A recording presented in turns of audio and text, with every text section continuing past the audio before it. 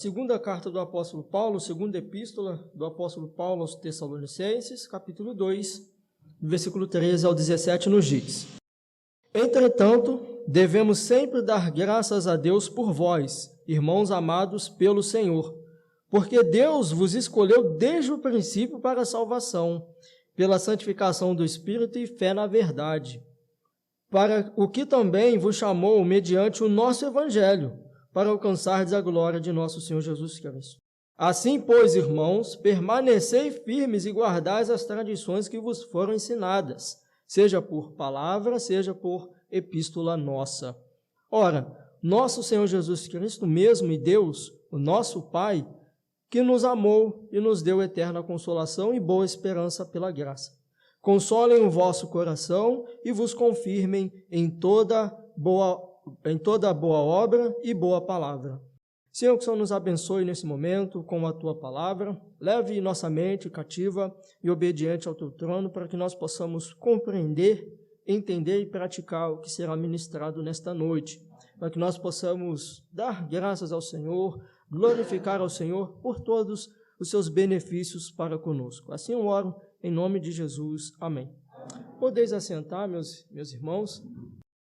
Meus irmãos, muitas vezes nós oramos a Deus, nós vamos diante de Deus com as nossas orações.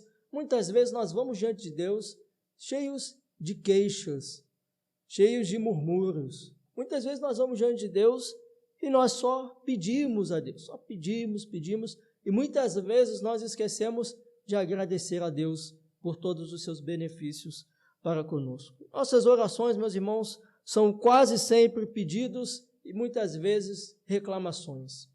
Muitas vezes as nossas orações são assim. Não é que seja errado nós pedirmos ao Senhor, não é que seja errado nós clamarmos ao Senhor, como nós acabamos de fazer aqui, fizemos pedidos ao Senhor, mas, meus irmãos, muitas vezes nós esquecemos de agradecer a Deus. Muitas vezes nós esquecemos de louvar a Ele por todos os seus benefícios. E essa epístola, meus irmãos, que foi escrita pelo apóstolo Paulo, essa epístola foi escrita lá de Corinto, cerca do ano 50, 52, ali, depois de Cristo. E dentre as suas inúmeras finalidades que nós podemos encontrar aqui nessa epístola, por exemplo, Paulo ele escreve essa epístola com o intuito de completar a sua carta anterior, que foi 1 Tessalonicenses. E ele escreve também com o objetivo de consolar esses irmãos, porque eles estavam passando por tribulações. O segundo motivo que Paulo ele escreve essa epístola é para que ele pudesse admoestar esses irmãos quanto a conceitos errados sobre a vinda de Jesus. Havia aqui nessa igreja alguns conceitos errados sobre a vinda de Jesus. E Paulo, então, ele vai exortar esses irmãos quanto a isso. E aqui nós podemos encontrar também exortações quanto a deveres sociais. Paulo também aqui, ele exorta esses irmãos quanto a deveres sociais. E ele também aqui, como nós lemos aqui nesse capítulo 2, que é o que nós falaremos hoje, meu objetivo, que o apóstolo Paulo ele escreve aqui, nós podemos ver, que é de dar graças a Deus pela vida dos irmãos de Tessalônica. Como esse capítulo 2 aqui, esses versículos que nós acabamos de ler. Ele escreve, então, para dar graças a Deus pela vida dos irmãos ali de Tessalônica. E, meus irmãos, nessa noite nós veremos aqui o que nós podemos aplicar de forma prática, meus irmãos, em nossas vidas, a respeito dessas exortações, a respeito dessas admoestações do apóstolo Paulo para com os irmãos de Tessalônica. Então, meu objetivo é para que nós possamos ver algumas lições práticas, alguns motivos pelos quais nós devemos dar graças a Deus. De acordo com essa epístola, nós veremos aqui 3 motivos pelos quais nós devemos sempre dar graças a Deus. E o primeiro motivo aqui, meus irmãos, que nós devemos sempre dar graças a Deus, de acordo com esse texto que nós lemos, é que nós devemos dar graças a Deus pela vida dos irmãos da fé e pela nossa salvação. Acompanhem comigo, irmãos, o versículo 13.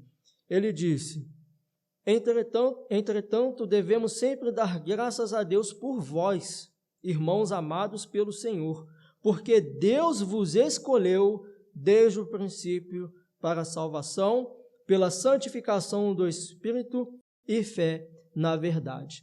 E aqui, meus irmãos, nesse texto que nós acabamos de ler, apenas nesse versículo, nós temos aqui, meus irmãos, um dos maiores tesouros doutrinários a respeito da nossa salvação. Aqui o apóstolo Paulo, ele fala a respeito da nossa eleição, aqui ele fala a respeito da nossa vocação, aqui ele fala a respeito da fé, santidade e glorificação. O apóstolo Paulo, então, ele começa dizendo aqui, meus irmãos, que ele deveria dar graças a Deus pela igreja de Tessalônica. Ele deveria glorificar a Deus pela vida dos irmãos de Tessalônica, pois ali, meus irmãos, nessa igreja, havia irmãos a quem Deus, antes da fundação do mundo, escolheu para a salvação, santificação no Espírito e glorificação. Mas, meus irmãos, apesar de nós vermos que o apóstolo Paulo, ele dava graças a Deus por essa igreja, nós podemos ver que essa igreja aqui de Tessalônica, irmãos, era uma igreja problemática. Esses irmãos, essa igreja de Tessalônica, ela era problemática. E por isso aqui nesse texto, o apóstolo Paulo, ele começa dizendo, entretanto. Por isso que ele diz, entretanto, por que entretanto? Entretanto, irmãos, é uma conjunção adversativa. O que é uma conjunção adversativa? Vou dar um exemplo aqui. Por exemplo, ele estava cansado, mas foi trabalhar. Ele estava com sono, mas ficou acordado. Ele estava sem fome, mas comeu. Então, isso é uma conjunção adversativa. E qual, meus irmãos, qual é o ponto do apóstolo Paulo aqui quando ele diz entretanto? O contraponto aqui, meus irmãos, do apóstolo Paulo, quando ele diz, entretanto, que apesar dessa igreja ser uma igreja problemática, e quais eram os problemas aqui dessa igreja? Acompanhe comigo. Veja aí o capítulo 2, versículo 1 e 2. Veja aqui, meus irmãos, o primeiro problema dessa igreja. Capítulo 2, versículo 1. Irmãos, no que diz respeito à vinda de nosso Senhor Jesus Cristo e a nossa reunião com Ele, nós vos exortamos, e que não vos demovais da vossa mente com facilidade, nem vos perturbeis, quer por espírito, quer por palavra, quer por epístola, como se procedesse de nós, supondo tendo chegado o dia do Senhor. Então, o primeiro problema aqui dessa igreja é um problema de inconstância. Por isso que o apóstolo Paulo ele diz, não vos demovais, né? Demovais é não renuncie. E o segundo problema aqui dessa igreja, meus irmãos de Tessalônica, era um problema doutrinário. Continue acompanhando comigo o capítulo 2, o versículo 3. Ninguém de nenhum modo vos engane, porque isto não acontecerá sem que primeiro venha a apostasia e seja revelado o homem da iniquidade, o filho da perdição. Veja o versículo 4. O qual se opõe e se levanta contra tudo o que se chama Deus, ou é objeto de culto, a ponto de assentar-se no santuário de Deus, ostentando-se como se fosse o próprio Deus. Então veja, o segundo problema aqui dessa igreja, meus irmãos, é um problema doutrinário. Ou seja, estava havendo ensinamentos errados de que Jesus estava prestes a chegar. É um problema escatológico. Nós chamamos na teologia de escatologia. Era um problema escatológico a respeito da vinda de Jesus. Algumas cartas, algumas falsas epístolas estavam circulando dizendo que a hora do Senhor já havia chegado. Algumas falsas epístolas com alguns falsos ensinamentos estavam dizendo, o dia do Senhor já chegou. Por isso nós vamos ver aqui o terceiro problema aqui dessa igreja, é que era uma igreja desordenada. Veja aí comigo o capítulo 3, o versículo 6. Capítulo 3, versículo 6. Nós vos ordenamos, irmãos, em nome do nosso Senhor Jesus Cristo, que vos aparteis de todo irmão que ande desordenadamente e não segundo a tradição que de nós recebestes. Então veja que essa era uma igreja desordenada. Por conta desse falso ensinamento de que Jesus já havia voltado, alguns irmãos estavam abandonando os seus trabalhos. Veja aí comigo o versículo 10. Capítulo 3, versículo 10. Porque quando ainda convosco vos ordenamos isso, se alguém não quer trabalhar, também não coma. Então alguns irmãos, pensando que o dia do Senhor já havia chegado, não queriam trabalhar. pensando, por causa desse ensinamento errado, pensando que o dia do Senhor já havia chegado, não queria trabalhar, queria viver às custas dos outros. Então veja, meus irmãos, que essa igreja era uma igreja inconstante, era uma igreja com problema doutrinário, problema escatológico seríssimo a respeito da vinda do nosso Senhor Jesus, e era uma igreja também desordenada. Mas apesar disso tudo, meus irmãos, esse é o contraponto do apóstolo Paulo aqui. Entretanto, devemos sempre dar graças a Deus por vós. Apesar dela ser uma igreja problemática, apesar de ser uma igreja com inconstância, com problemas doutrinários, uma igreja desordenada, o apóstolo Paulo dava graças a Deus por esses irmãos. O apóstolo Paulo, ele louvava a Deus pela vida desses irmãos. E ele entendia isso, que ele deveria dar graças a Deus por eles. E por vezes, meus irmãos, nós temos a falsa ideia, a falsa sensação de que a igreja aqui do Novo Testamento era uma igreja perfeita, era uma igreja que não tinha problemas. Há até quem diga que diz assim, seria tão bom se nós voltássemos a ser como a igreja do Novo Testamento. Sim, nós devemos ser como a igreja do Novo Testamento, mas a igreja do Novo Testamento ela também tinha os seus problemas. Nós poderíamos aqui citar vários. Por exemplo, por que os diáconos eles foram instituídos? Porque estava havendo problema na distribuição. Por que Paulo ele escreve a carta aos Coríntios? Para resolver problemas na ceia. Problemas de distribuição nas ceias. Alguns irmãos comiam antes de outros irmãos comiam apressadamente, enchiam a barriga. Então, nós podemos tirar vários exemplos aqui que a igreja do Novo Testamento não era uma igreja perfeita. A igreja do Novo Testamento, ela tinha os seus problemas. E, meus irmãos, há quem fique buscando uma igreja perfeita para ser membro. Há quem fique buscando uma igreja e usa até uma longa lista de perfeição, né? A igreja é perfeita, ela tem que ter isso, ela tem que ter aquilo, ela tem que ter aquilo lá, e usa uma longa lista de perfeição. Os irmãos provavelmente já ouviram alguém dizer que não vai à igreja porque na igreja tem muitos problemas. Então, tem gente que fica buscando uma igreja perfeita para ser membro. Essas pessoas, meus irmãos, que ficam buscando uma igreja perfeita, com toda certeza passaria longe dessa igreja de Tessalônica. Não seria membro de forma nenhuma dessa igreja de Tessalônica. Portanto, meus irmãos, eu aplico dizendo que devemos aprender, meus irmãos, a dar graças a Deus pela nossa igreja e pelos nossos irmãos. Devemos, meus irmãos, apesar dos defeitos e dos problemas, entenda que eu não quero dizer aqui que nós devemos fingir que os problemas não existam. Não é isso. Nós não devemos fechar os olhos e fingir que os problemas não existam, mas devemos sempre buscar, com a ajuda de Deus, o aperfeiçoamento como membros de um só corpo. Devemos sempre buscar, com a ajuda de Deus, a orientação de Deus, o aperfeiçoamento como membros. E será, meus irmãos, que temos orado e temos dado graças a Deus pela vida dos nossos irmãos, assim como o apóstolo Paulo diz, devemos sempre dar graças a Deus por vós, irmãos amados pelo Senhor. Ou será, meus irmãos, que nós temos apenas criticado? Criticar, meus irmãos, nós não podemos confundir crítica construtiva com crítica desconstrutiva.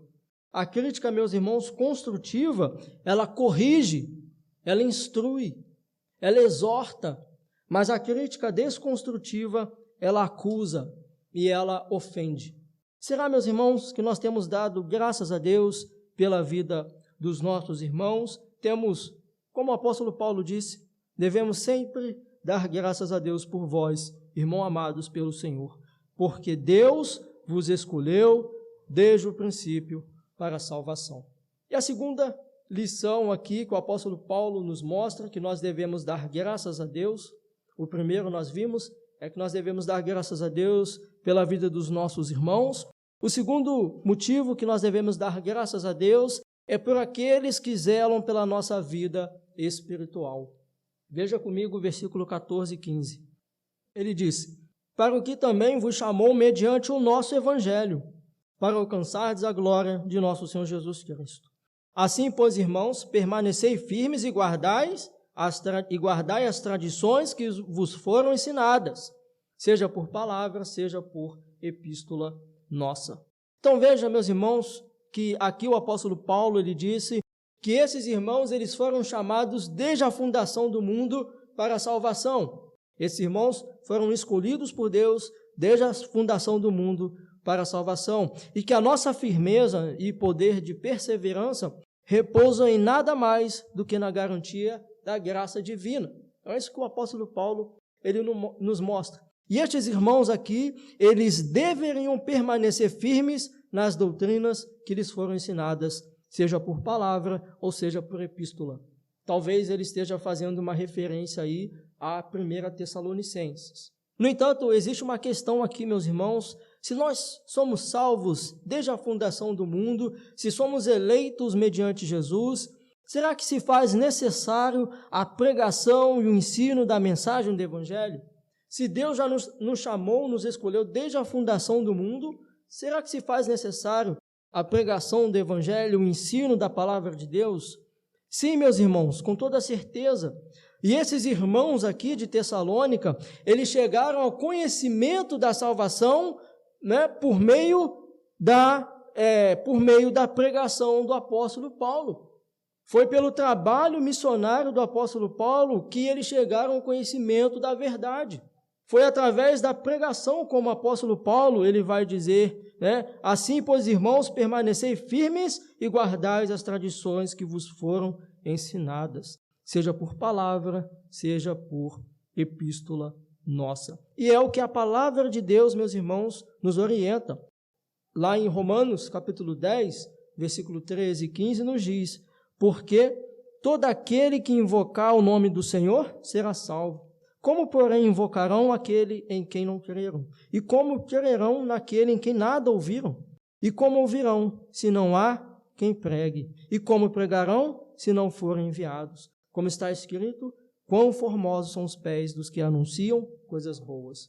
Então veja que há essa necessidade de anunciar a mensagem. E existem aqueles, meus irmãos, que se dedicam pela obra do Senhor, aqueles que zelam pela nossa vida espiritual, aqueles irmãos que oram por nós, aqueles irmãos que intercedem por nós, aqueles irmãos, os nossos professores da escola bíblica dominical, que se empenham em nos ensinar a palavra de Deus, os nossos pastores, presbíteros, diáconos. Existe uma gama de irmãos que sempre estão prontos a nos ajudar, a nos auxiliar na caminhada. Então veja, meus irmãos, que nós devemos sempre dar graças a Deus por aqueles que cuidam da nossa vida espiritual. Devemos orar, pedir para que Deus lhes abra cada dia mais o entendimento da palavra, lhes abra cada dia mais a oportunidade para a pregação e o anúncio da mensagem do Evangelho. Então, portanto, a segunda lição que nós aprendemos, o segundo motivo, meus irmãos, que nós devemos dar graças a Deus é por aqueles que zelam pela nossa vida espiritual. E a última lição que nós aprendemos aqui com o apóstolo Paulo, o último motivo pelo qual nós devemos dar graças a Deus é pela nossa eterna consolação, pela esperança e pela graça. Veja comigo o versículo 16 e 17.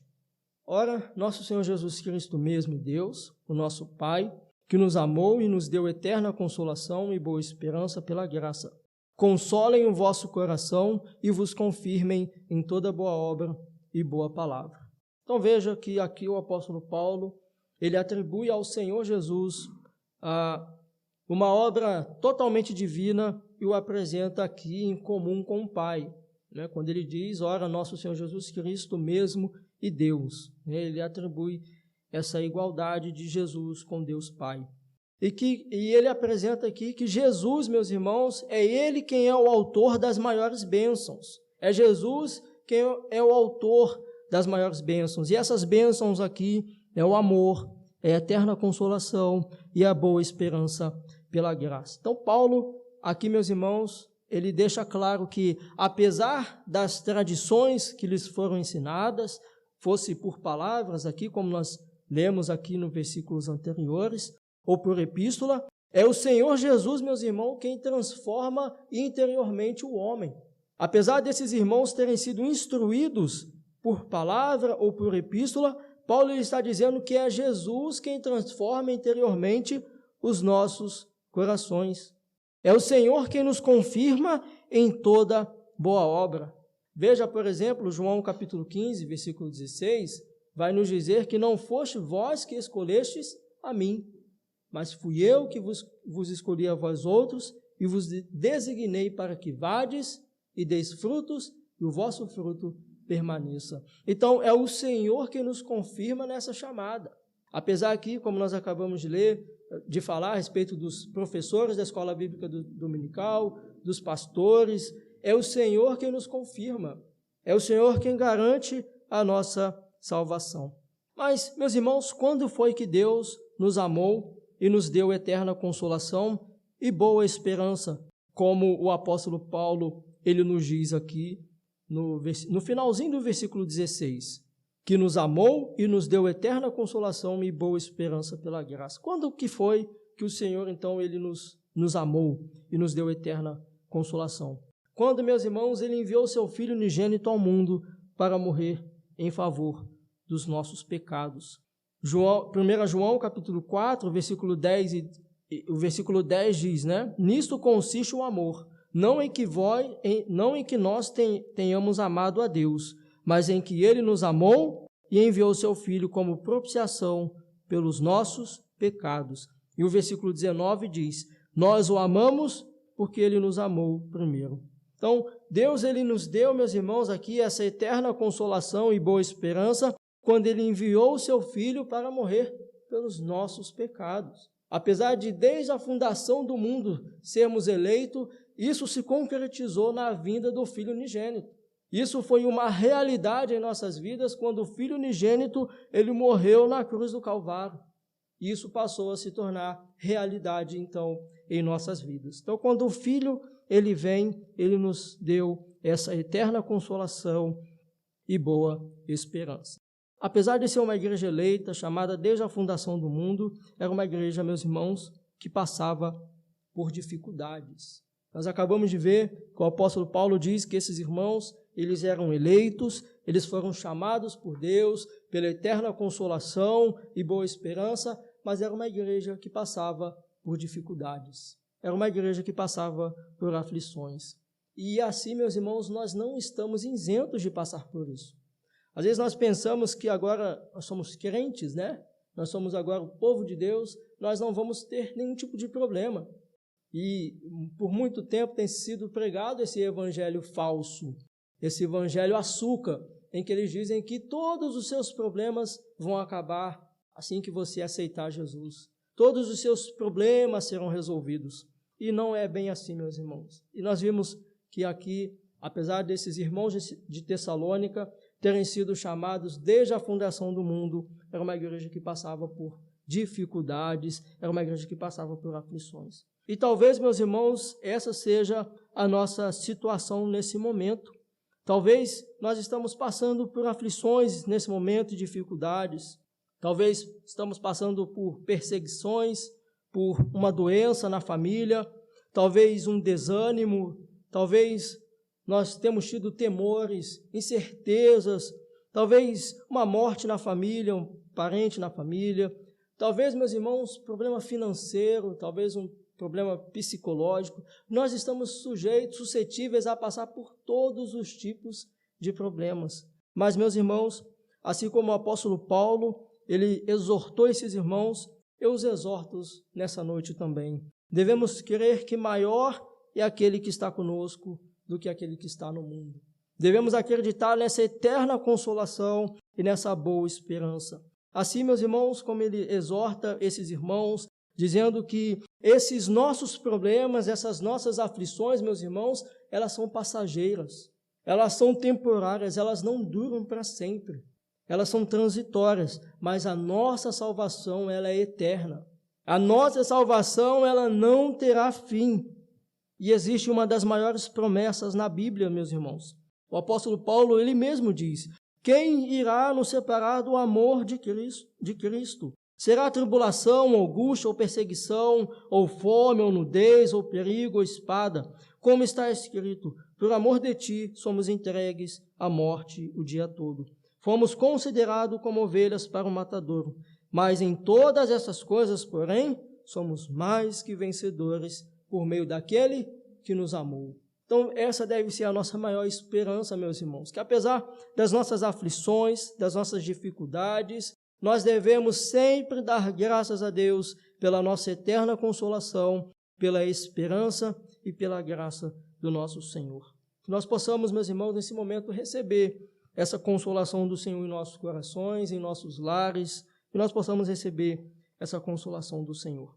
E eu concluo dizendo, meus irmãos, que nós entraremos em mais um ano assim, permitindo Deus, que nesse ano, meus irmãos, que virá, que nós possamos agradecer mais a Deus e ter um espírito de gratidão e de louvor ao Senhor por todos os seus benefícios para conosco.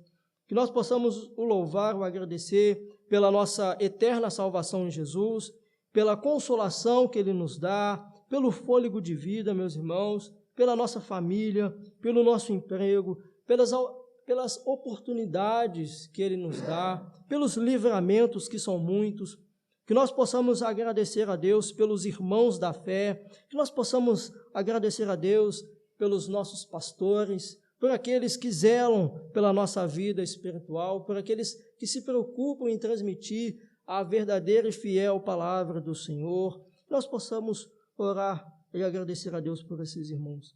Que possamos, meus irmãos, ter uma vida que expresse gratidão e louvor para com todos os benefícios do Senhor para conosco.